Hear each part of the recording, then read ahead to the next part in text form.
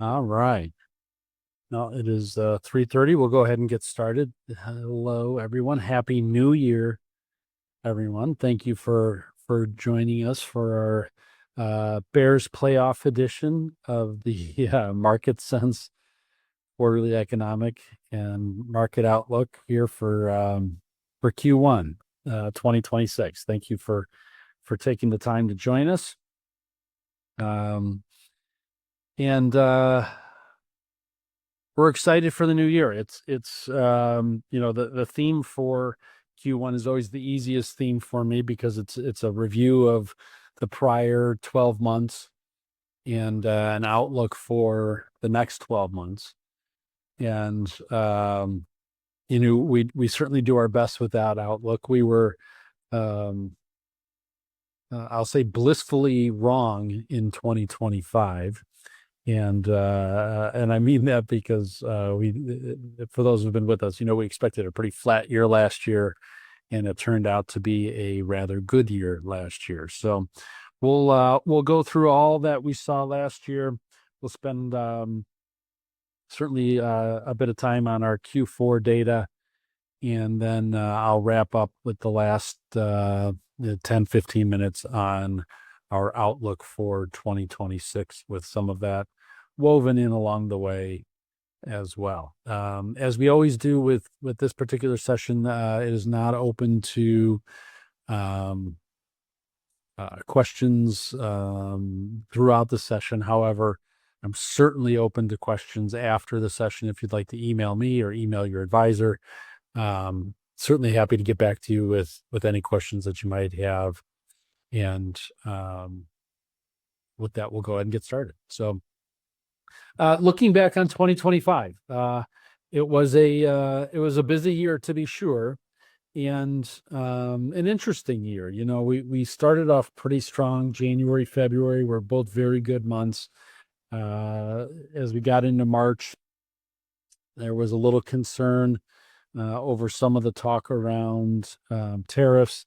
Then certainly in mid-March, with the announcement of this administration's tariff plan for 2025, we saw quite a bit of volatility, and the market had a pretty significant sell-off, only to rebound rather rapidly by the beginning of June, and then pretty much I don't know, not quite a straight line, but a pretty straight growth trajectory from early June through the end of the year.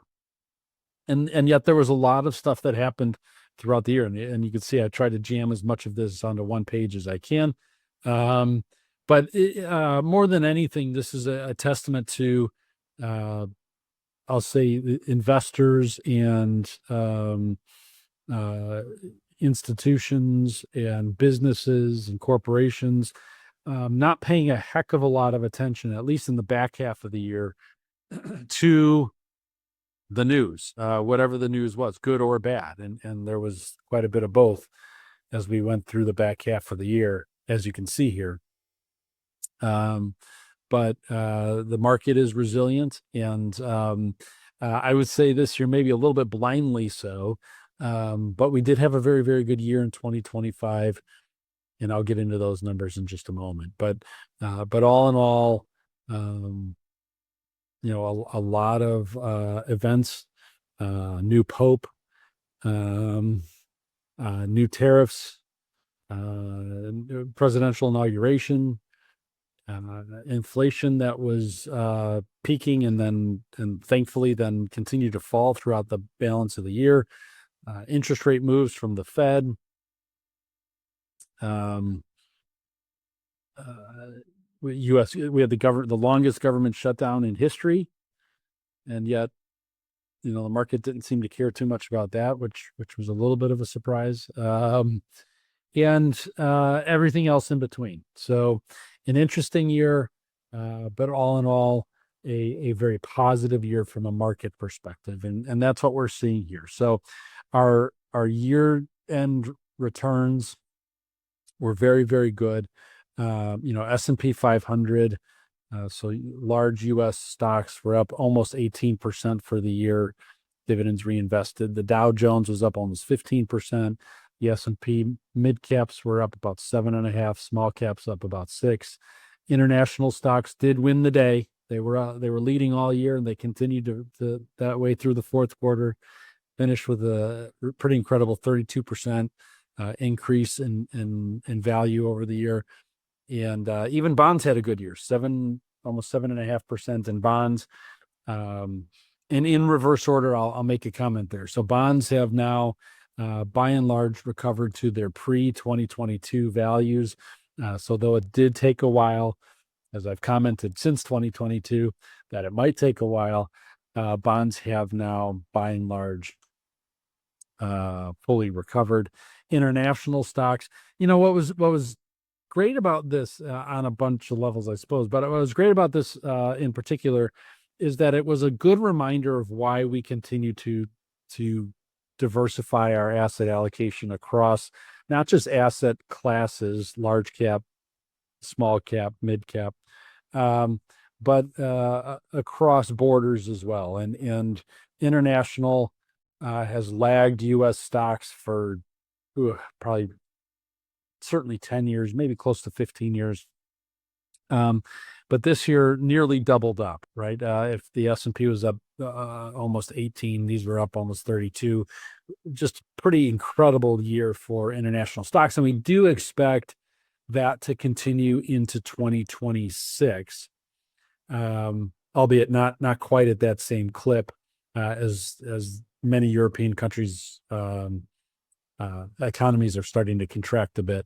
But we do expect still a good year in international stocks. So it was an interesting year in that it was a very good year, and yet international still outpaced. And again, a very good reminder to be broadly diversified, which is going to be a significant theme as I go through this presentation here this afternoon. Broadly, portfolios did very well last year. Your very conservative portfolios were in the 7 to 8% range, carried largely because bonds did so well. Aggressive portfolios were in the 16 to 18% range, again, depending on what you need from those portfolios and whether they're tax managed or not and that kind of thing. But still very, very strong, close to what the S&P 500 did. And yet much less risk, right? Because again, when we're talking about portfolio returns, we're talking broad-based, diversified portfolios that are using growth and value, mid-cap, small cap, international. But because of that allocation to international, we really saw returns close to that S&P 500 number, and yet less risk because of more diversification. So, just a very, very good year across the board, certainly in a very good fourth quarter as well. And we do expect a good year in 2026, as I've said a couple times now. So stick with me and I'll get to why we think that and what we think it might look like. All right, so from an economic standpoint, the economy continued to do rather well. There's a couple points of concern, but you will note right out of the gate that one of our red indicators here, one of our speedometers that's been red for really the last 2 years, has gone yellow as we have seen a ceasefire in the Middle East. And a little bit of concern that might go back to red, and I'll talk about that in a second. Equity market valuation continues to stay in the red, but we now have 7 indicators in the green, and we started the year with really 2. Then we got to 4, then 6, and now 7, with corporate profit growth moving from yellow to green. We had extremely good earnings data for corporations in the fourth quarter, and profit growth was up as well. So very, very positive data here. Labor market has slid back to a more neutral position. It was never in the green, but it was close. We've seen that now slide back towards yellow. Inflation hasn't quite made it to the green yet, but we're hopeful it will here over the next quarter. But all in all, pretty good positive numbers here. Again, I'll touch on equity market valuation in just a second. Our one concern around geopolitical risk is what will happen now in Venezuela. We're not overly concerned about what has taken place to this point relative to the market. There are certainly, I suppose, debatable points of concern. I will not debate those here today, but we do have some concern that if that should escalate into anything more, if we end up in some type of full-scale war in and around Venezuela, obviously geopolitical risk moves back towards red, and that could have a bigger, at least short-term impact on market sentiment. We may see some increased levels of volatility and a bit of a sell-off in the market if we see escalation there, but that is likely to be relatively short-lived, as most as the beginnings to most wars are relative to the market. But short of that, we don't see much impact at this point on the market. All right, that thing I talk about every single time, PE ratio. That is why this is still red. Right. So equities are still expensive. And PE ratio, once again, is that measure of stock price to earnings. So on average, within the S&P 500, stocks are trading at 22 times their earnings. And that's expensive. Anything over 19 is above one standard deviation. Average is about 17 times. So 22 times is expensive. And the reason that investors are still pouring money into the market, even though stocks are expensive right now, in other words, how do we justify this 22 multiple? The reason that that's continuing to happen is really a couple of things. One is the mass investment in AI is expected at some point to begin to justify mass growth in the companies that are investing in it. And so there's this appeal to investing in those large growth companies, believing that investment in AI will pay off. And so as a result, we're willing to pay a premium for stocks right now, believing that the earnings growth will follow. The other reason is that earnings growth. We saw very, very good earnings through the year, certainly through the fourth quarter. Now, I will note that as good as earnings were, it wasn't good enough to bring PE down, right? So because one of the ways that price to earnings can go down is if earnings goes up, if the denominator goes up, and prices stay level, then PE is going to go down. Because the multiple will be smaller, right? If earnings go from $1 to $2 and the price stays $10, you just went from a 10 multiple to a 5 multiple, right? So as earnings go up, prices come down. And as good as earnings were, prices still didn't really come down. So prices continue to accelerate. And we don't see that changing anytime in the near future. Now, does that mean we sell out of our stocks? Absolutely not. Does that mean we give up on growth stocks? No, we don't. We don't run for the hills. We don't really change anything other than we don't want to run towards it. So what do I mean by that? This is, again, we're going to have this theme today about broad diversification and flattening out your portfolio, making sure you're owning more than just the S&P 500, making sure you're owning more than just the growth stocks that are making up a large chunk of the S&P 500, and owning as much as of the market as we can, both domestically and internationally, which for many of you, obviously, that is what we do for you. So, know that we are handling that, but we do get questions from time to time, like, why don't it, if growth companies did, I'll make it 30% last year, why don't we dump more money into growth?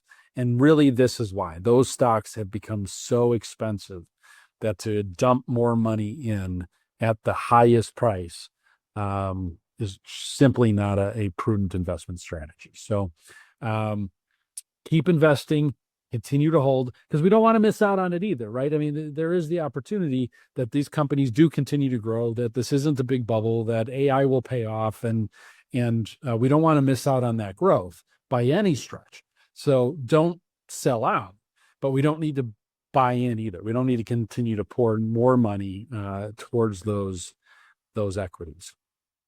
And really, when I'm saying those, I mean the top 10, right?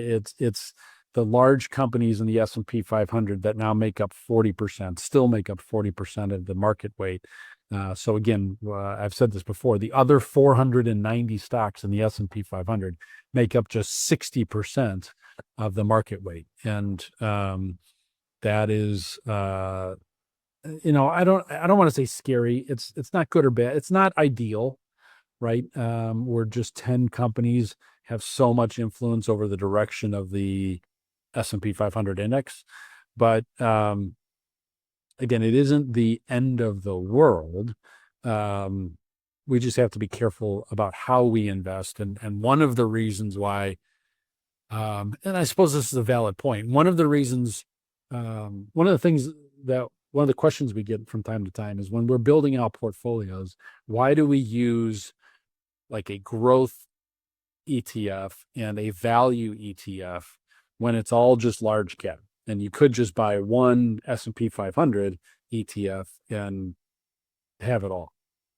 And the rationale, the reason we do that is it allows us the opportunity to manipulate the two sides of the coin.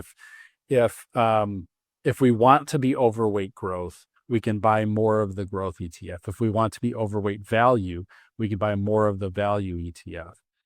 In this case, growth stocks make up such a large portion of the S&P 500. We can balance that by not owning equities the same way the S&P 500 does. So we can balance our growth and value, which is where we're at right now. We are neutral growth and value rather than overweight growth, which is truly what the S&P 500 is at this point. So we have an opportunity to balance the portfolio a little bit better and be better diversified, be a little flatter in our asset allocation.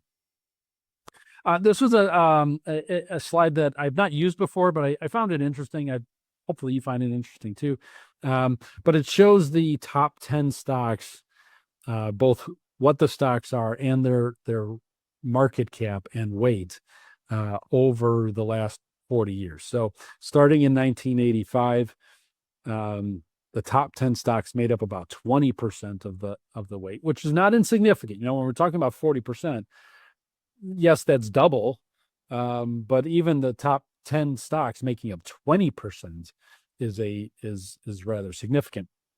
And then what the chart does here is it follows those over 10-year spans. So anything in green in 1985, in 1995 is still green.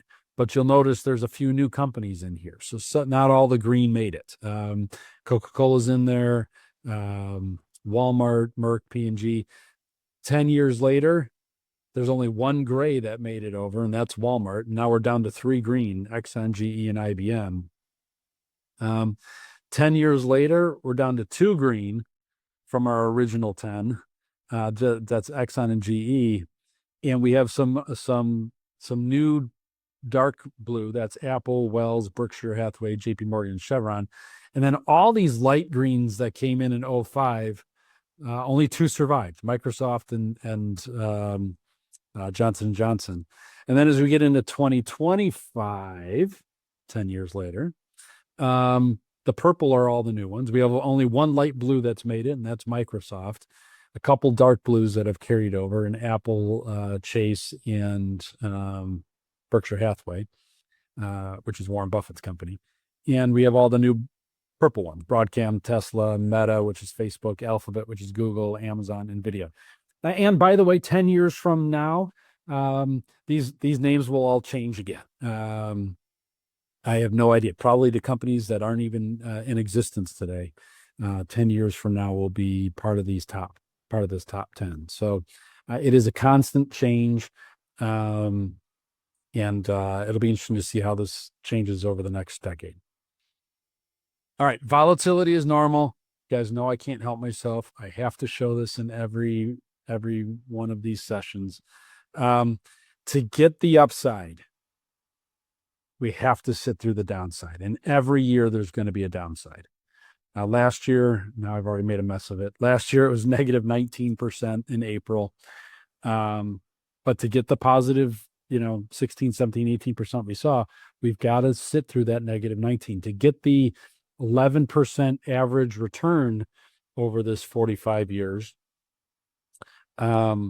in the S&P 500, we have to sit through the negatives. The only way to capture all of the upside is to sit through all the volatility. And I will note here, volatility, we could use some good old-fashioned volatility right now. Like volatility creates opportunity. And on average, we're going to sit through a 14% decline every single year, on average. Some of it's going to be 9, some of it's going to be 20. But on average, it's going to be 14%. And that volatility creates opportunity. So truthfully, from a portfolio perspective, and as we manage your portfolios, we don't mind this volatility. Now, I will recognize it is no fun when you get your statement at the end of the month or at the end of the quarter and your money has gone down. That stinks. And I will certainly recognize that there is high anxiety for those who are in retirement and taking distributions, taking money out of your investments when your investments go down. However, that volatility creates opportunity.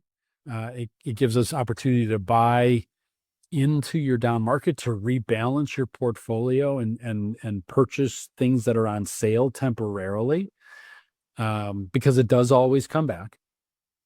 It doesn't always come back in the way we think it's going to, or quite as fast as we want it to, but the market does recover. And those downturns create opportunity. Those downturns also create the necessary variability so that you get the good upside. I've said this before, and I hope it always makes sense when I say it. But without the volatility, you don't get the return. If the market only went up in a straight line, it would go up at about 2 or 3% per year, because that's safe. And safe is what you get in CDs. Safe is what you get in a savings account. And safe comes with a low interest rate because it's safe. Volatility comes with a high interest rate. We expect to get a better rate of return if we're going to sit through this craziness, right? So the only way to get that 11% or to get a positive return above and beyond inflation consistently is by having some asset class that is volatile. And in this case, we're talking equities, and stocks are going to be volatile, but we welcome that volatility, and we could use some of that, and we'll find some of it this year. This is an election year after all. It's midterm elections, it's not presidential, but even though it's midterm elections, it is an election year, and election years come with volatility nearly every single time. It'll probably be later in the year, but we will likely see some volatility, and we will welcome it because it creates opportunity. All right, let's talk the economy a little bit. So economy through the third quarter, obviously our GDP numbers are always lagging. We won't have fourth quarter GDP numbers, hopefully, until the end of January. And I say hopefully because our third quarter GDP numbers didn't come out until December because of the government shutdown. But so this is always lagging data. But Q3 was better than we expected. If you were with me last quarter, we expected Q3 to come in between 1.5% and 2%. Came in at 4.3%. So significantly better, twice as good as we were expecting GDP to be. And that happened for a couple of reasons. It outperformed really on a couple levels. One, net exports, the purple here, was still much higher than it's been, much more than we anticipated. So the impact of importing everything in the first quarter. So to recap, last year, because of the concern around tariffs, businesses were importing as much as they could in Q1. And as a result, they were importing nothing in Q2. And so we saw this massive swing in net exports, which is a part of GDP. Imports is not gross domestic, right? It's not domestic when we import something, but when we export something, we get domestic value. And so in the first quarter, we didn't export a lot, and we imported a ton. But as a result, in the second quarter, we imported virtually nothing. And that happened again in the third quarter. So not nowhere near like what we saw in the second quarter, but we still had some kind of hangover effects from Q1 in Q3 around net exports, which was great. So that was a little bit of a surprise. The other thing that was more surprising is what we saw in consumption. Consumers were spending and were buying way more than we anticipated. Government spending was also up a little bit more than we would have thought, because government spending had been very flat, but consumers spent in Q3. And I'm going to come back to that point when I talk a little bit about what I'll call the wealth gap here in a few minutes. But consumers very much spent in the third quarter, which was a surprise. So you kind of layer those three things on top of each other. We went from what we thought was going to be 1.5 or 2 to 4. What's going to happen in Q4? Anybody's guess. Projections would say we're going to be in the 2.5% range. But we were off by half last time. So I'm not even going to try to guess at what we're going to see in Q4, other than to say it should be a very positive number. We do expect 2026 to return to a much more normal GDP number, probably 1.8 to 2% GDP in 2026. Still pretty positive, but much closer to average. We are not expecting negative GDP. We are not expecting recession in 2026. I can't say we're 100% out of the woods on recession, but the current bull market is still very young.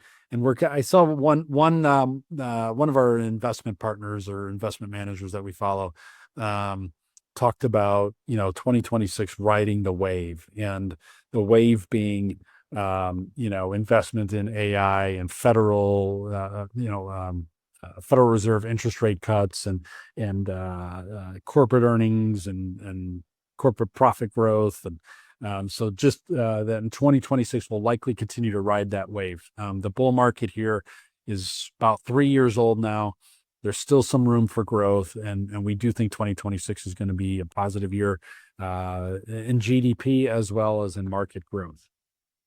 That said, for every positive, there's kind of a negative right now. And I was talking with one of our advisors last week as I was preparing for this, and I said to him, I think I could coherently put together an argument that there are like 10 really good reasons that the market's going to do well this year, and 10 really good reasons that the market's going to go negative this year. And I can throw out a lot of those negatives, but there's a lot of conflicting data as I move through the economic data here, as you'll see, starting right here.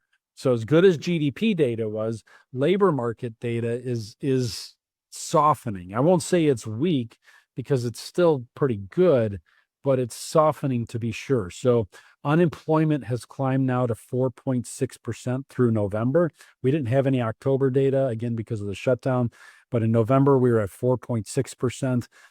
December looks like it's going to be like 4.6 or 4.5. It's going to be in that same ballpark, we believe. And so we're seeing kind of this climb, this slow climb, but this climb in unemployment data. And so it's off. Now, it's still very low, relatively speaking. Long-term average unemployment rate is 5.5%. So we're still below average, but we're not in the threes anymore. A year ago, we still were. And now we're in the fours and we're heading towards five. And so unemployment data continues to rise, and that labor market data is softening, as well as um, some of the other labor demand numbers. Now, job openings has been pretty consistent. That number hasn't changed a whole lot, but new hires sure has. And this number continues to slide, and particularly through 2025, we saw non-farm payroll very weak, and so there aren't a lot of new jobs. I don't want to say being created, but there aren't a lot of new hires happening right now, and layoffs continued to climb. So directionally, we don't love this stuff. It's, quarter over quarter, month over month. Sometimes it can get a little bit lost, but directionally, what's happened over the last 2 years has not been particularly positive. And we see labor is continuing to get weak. It's not bad right now. This isn't like a doomsday recession is around the corner, but it is weakening. So as good as GDP is, labor markets are on the negative side. But let me go back to the positive. Inflation. Inflation continued to decline throughout the year. So it kind of peaked there in July. We got a little bit nervous. It was up near 3%, and then it fell off on the back half of the year, got down to about 2.7% in November. December number should be in here soon. We expect that number to be lower than 2.7%. So inflation was heading in the right direction through 2025. And that was important because going into 2025, it was one of the things we were worried about. We were worried about inflation. We were worried about interest rates. And we were worried about tariffs. And the impact that those three components might have on profitability and growth. But two of those worries were unfounded.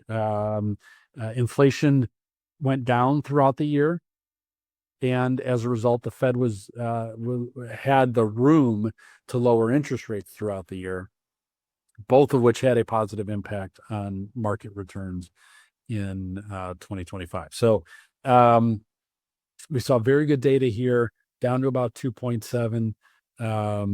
Energy kind of flipped. If I had one thing to be a little concerned about relative to inflation, it's that energy prices kind of spiked as we got into the fall months. Hopefully that was temporary, and we start to see energy prices decline here through the winter. We'll see. All right, back to the negative. And not all of this is negative. So these are our delinquencies. This is the average consumer in the United States and delinquency rates. So in the U.S. today, about 3.6, as an example here, about 3.6% of mortgages are in delinquency, late pay, over 30 days. And the positive news here is that plateaued. And that was really important. We watched this all through last year. We wanted to see if this continued to rise. It really got back to pretty long-term trend kind of numbers. And so we're not super concerned about that right now. Credit cards plateaued, mortgages plateaued, auto loans plateaued. So while we'd like to see those numbers lower for sure, they're not climbing any longer, which is very good news. However, student loans continues to rise. Now, for a long time, student loans were in deferment. So they just got back into repayments here in 2025. So as we've now seen, as that data continues to come in, we're seeing more and more student loans in default and in delinquency, and much higher than long-term trends, and that is a concern. And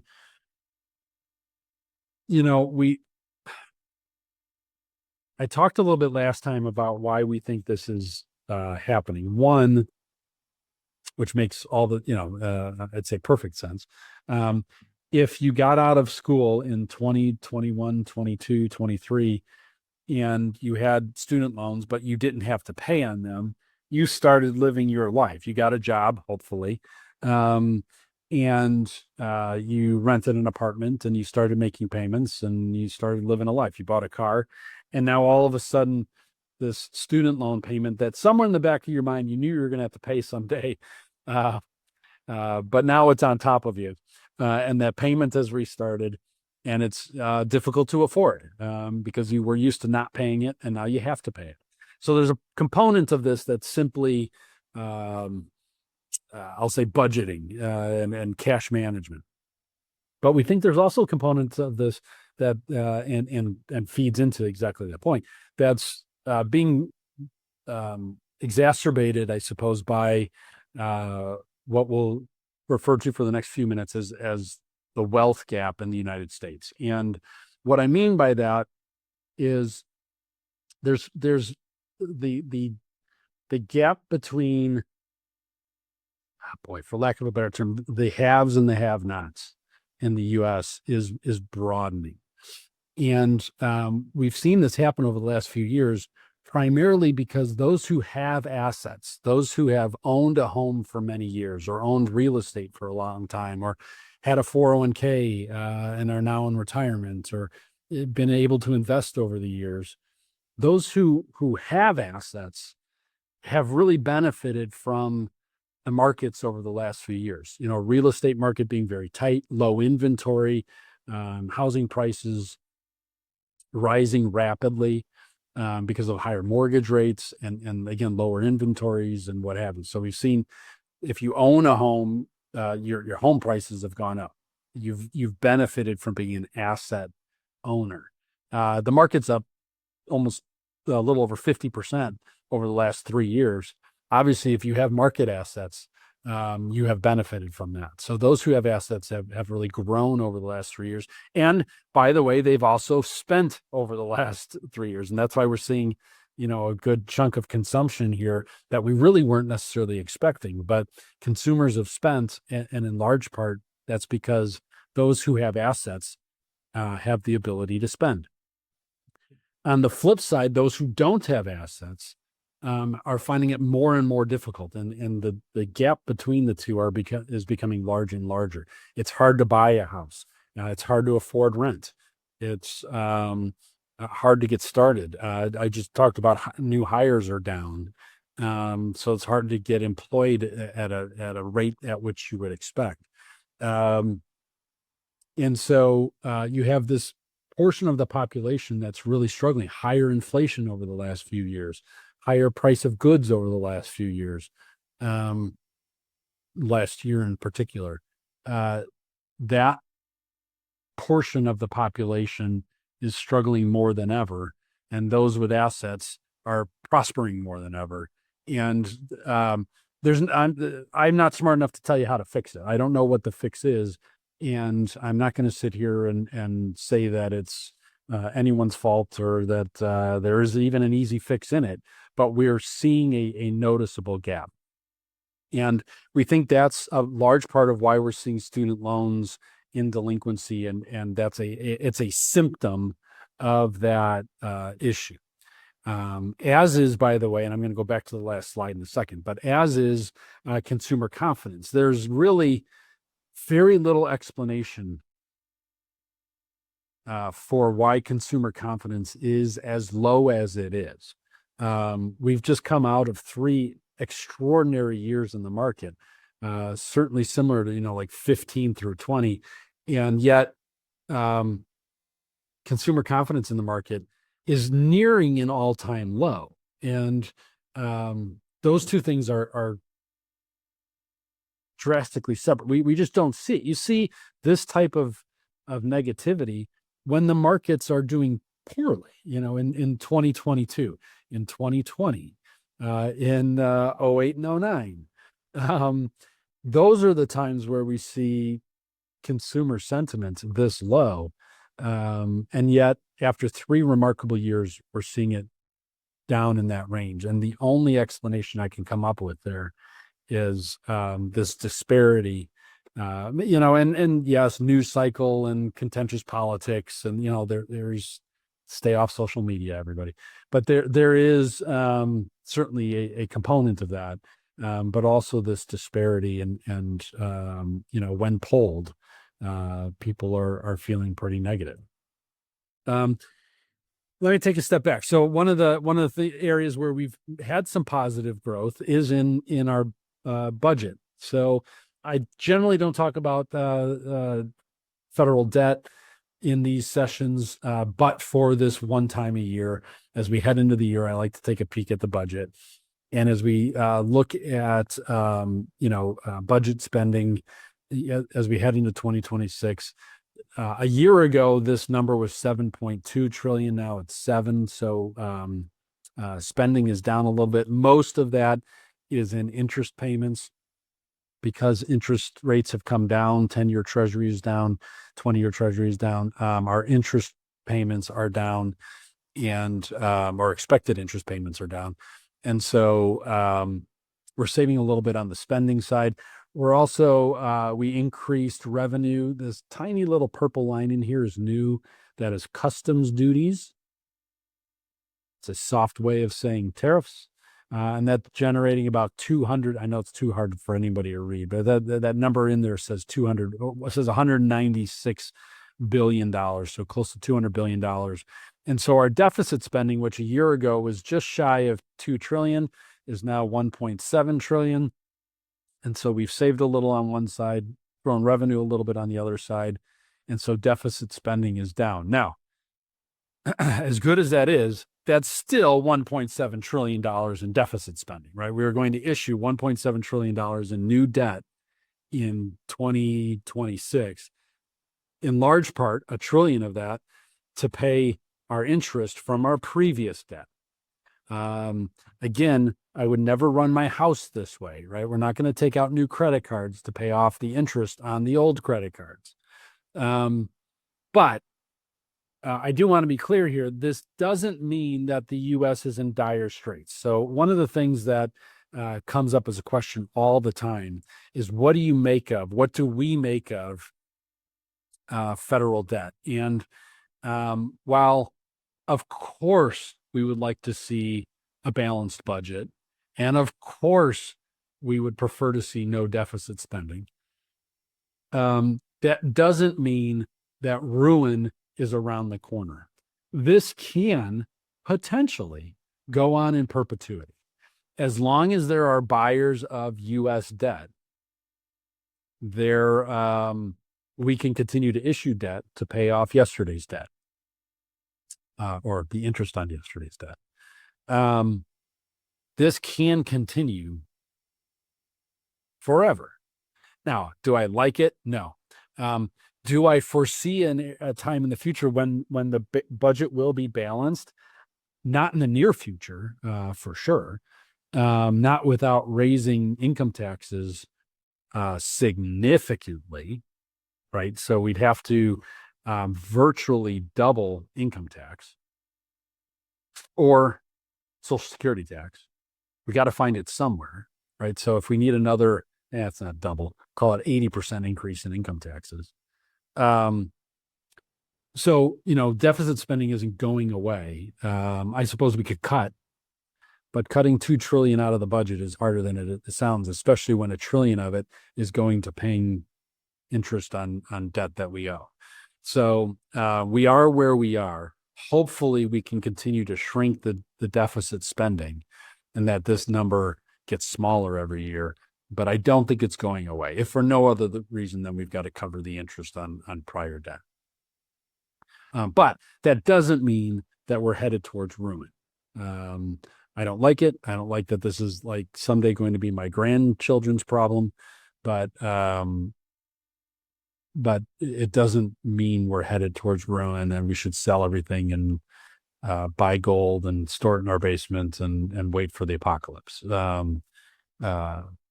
There is room for this to continue to work. Not ideal, in my opinion, but it can work. All right. Back to the positives. Interest rates. So interest rates were cut last year. We think there are probably 2 to 3 rate decreases coming this year at 1/4 point each. Obviously, we're paying some attention to who the new Fed chair is going to be and what that might mean, but we do expect the Fed to continue to cut interest rates as long as inflation continues to cooperate, and we do believe that it will.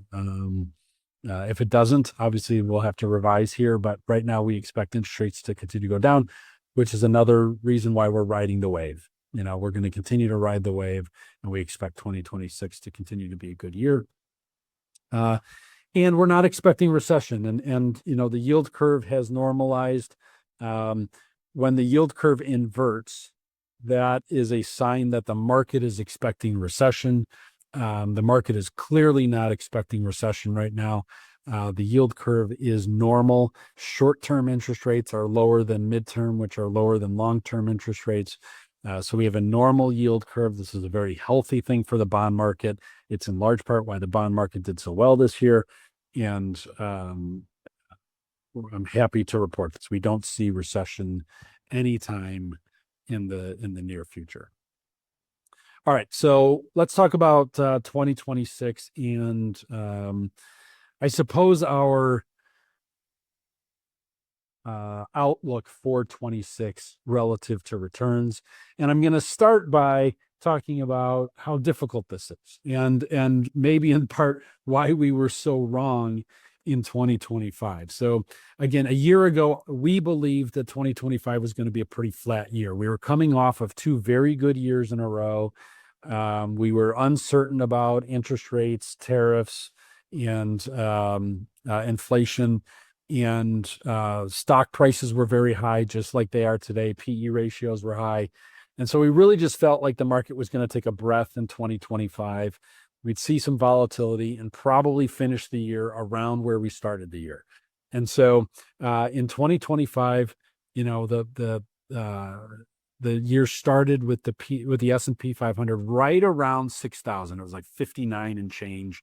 What you're looking at here are all of the economists and market experts that we follow who have been anonymized for their protection, and what their projections were at the beginning of 2025. So we had a couple, one thought the market was going to be down 24%. One that we follow very closely, and I made mention of this last year, thought the market might be down to about 5,700 points by the end of the year.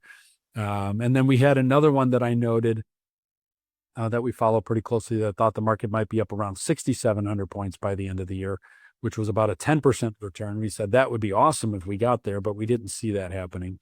And yet the market finished, right here. So from where all these really, really smart people with their really, really smart teams thought the market was going to be at the beginning of the year, they weren't off by all that much, except that in April, everyone revised their expectations. I'll give us a little bit of credit here. We did not revise our expectations. If you heard me at the end of our Q1 call last year, which was in April, so Q2, I'm sorry, end of Q1, so our Q2 call, we talked about not revising our expectation, that we expected volatility, we knew tariffs were going to be scary, and we were keeping our expectation flat. Everyone else revised, and one that I will note, so E5, that was the one that we thought was 6,700. Even they went to 6,400.